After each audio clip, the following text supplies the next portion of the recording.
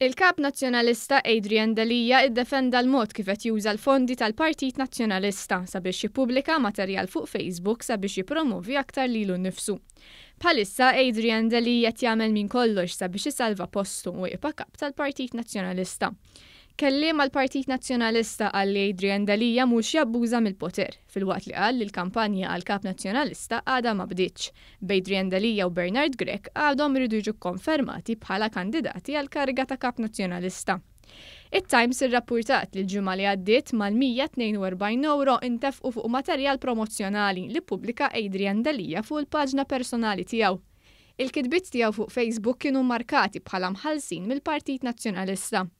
Il-kellim tal-Partit Nazzjonalista qal li Adrian Dalija huwa l-kap nazzjonalista attwali. Mitlub sabiex jagħti ir-reazzjoni tiegħu kelliem għal Bernard Grech ma tax reazzjoni. Intant it-Times irrappurtat ukoll li Adrian Dalija u Bernard Grech se jaffaċċjaw il-proċess ta' due diligence din il-ġimgħa. Fuq Facebook, Adrian Dalija ppubblika ritratt tiegħu ma' żewġ avukati sabiex jipprepara għal dan il-proċess. Adrian Dalija ilu sentej jaffaċċja diversi allegazzjonijiet fosthom li daħħal flus f'kont bankarju f'Jersey ġie mill-prostituzzjoni.